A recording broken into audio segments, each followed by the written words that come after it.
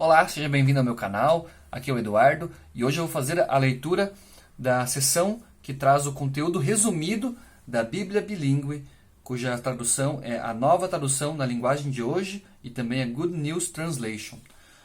Na última leitura desta Bíblia eu li a respeito dos livros proféticos, dos profetas maiores e profetas menores, e hoje eu vou ler a respeito do Novo Testamento e também dos Evangelhos e Atos.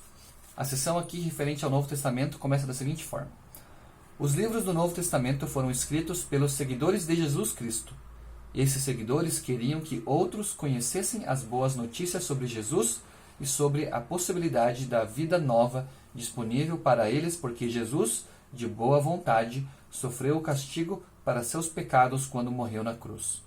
O Novo Testamento consiste em 4 relatos do ministério, morte e ressurreição de Jesus, chamados de Evangelhos, uma narrativa histórica sobre a igreja primitiva, Atos, e cartas e outros escritos de líderes da igreja para congregações e indivíduos que lutaram para ser seguidores fiéis de Jesus. Evangelhos e Atos. Os 4 evangelhos apresentam vários relatos da vida e dos ensinos de Jesus Cristo e, juntos, constituem mais ou menos metade do Novo Testamento. Eles são chamados de evangelhos, uma palavra de origem grega que significa boas notícias, porque eles anunciam as boas notícias sobre Jesus Cristo e o reino de Deus.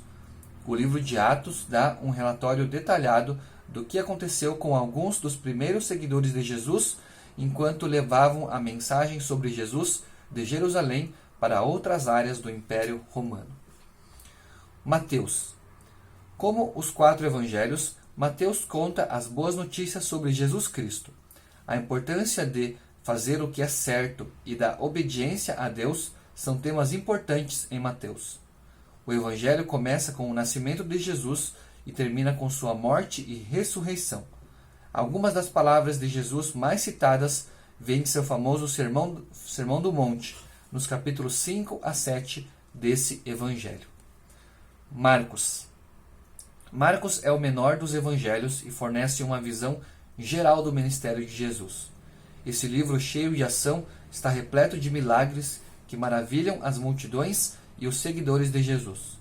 Mas, de acordo com Marcos, o milagre mais poderoso de Jesus é seu sofrimento, morte e ressurreição. Lucas. 2 coisas se destacam na versão de Lucas do Evangelho. Deus se importa profundamente com os pobres e marginalizados e o Espírito Santo é o grande presente de Deus para qualquer um que pede. Lucas traz boa parte do material de Marcos e Mateus, mas também tem histórias, chamadas de parábolas, que não podem ser achadas em nenhum outro evangelho, como o bom samaritano, em Lucas 10, 25 a 37, e o filho perdido, do Lucas 15, 11 a 32. O autor de Lucas também é o autor de Atos. João. O evangelho de João é bem diferente dos outros 3 evangelhos. Começa com um prólogo em que Jesus é descrito como a palavra da vida. O restante do livro é organizado ao redor de 7 sinais ou milagres que apontam para Jesus como o Filho de Deus. Esse evangelho também reproduz vários diálogos longos que Jesus teve com algumas pessoas, nos quais ele revelou quem era e o que Deus mandou que ele fizesse. Atos. Escrito pelo autor de Lucas como uma sequência daquele evangelho, Atos conta a história da igreja primitiva. Depois de Jesus ser levado para o céu, ele envia o Espírito Santo para os discípulos no dia de Pentecostes. Movidos pelo Espírito Santo, os apóstolos levam as boas notícias sobre Jesus Cristo ao longo do mundo mediterrâneo. O apóstolo Pedro é a figura central no livro de Atos. Paulo, um fariseu que perseguiu os discípulos e mais tarde se tornou um seguidor de Jesus, é a figura principal na segunda metade do livro.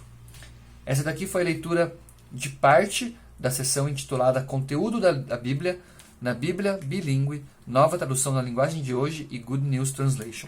A partir da minha próxima leitura dessa Bíblia, eu vou ler a respeito das cartas de Paulo. Obrigado por me acompanhar. Fique com Deus e até o meu próximo vídeo.